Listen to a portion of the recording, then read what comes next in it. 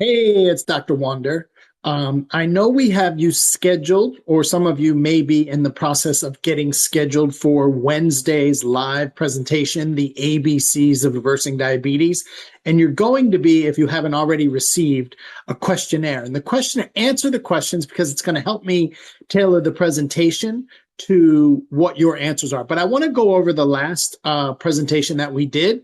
And one of the most common questions I received was, what type of testing are you going to do that's different? Well, number one, I don't know because testing is custom made to each patient, but I can tell you two common tests that most people haven't gotten done yet, which are super uber important, are one is, I know you know your A1C.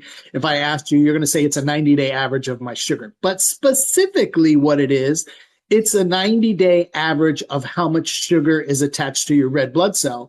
And the reason it's 90 days is because your red blood cells are supposed to live 90 days. However, what if your red blood cells are not living 90 days? That means the number on your blood report, the blood report, is not accurate, meaning the number of your score of your A1C. So if your red blood cells are not living 90 days, then that number is not accurate. So we're going to go over that on the presentation. And I would say for a diabetic patient, I almost run that every single test, blood marker, because we need to know that, right? If we're going to use A1C as a tool, shouldn't we know if it's accurate?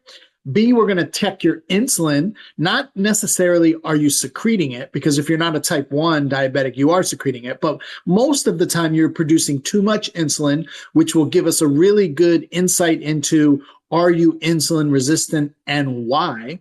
And number 3, we're going to see if you have specific toxins that are related to toxins that you cannot get rid of your exposure to, such as parabens. Parabens are in like shampoo, conditioner, soap, toothpaste, mouthwash, deodorant, things of that nature, right?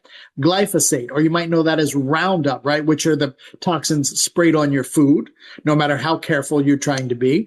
And we're also going to be looking at the BPAs, which are the containers in certain things like drinking water out of plastic bottles, etc. Now, can you be diligent in trying to decrease your exposure? Yes. Are you going to be anywhere close to 50% or more? Absolutely not. So you can decrease them, but it's important to know which ones you have, because then we need to be able to get the toxins out of your body. So we know you have them. So a lot of people ask, what type of tests are you going to run?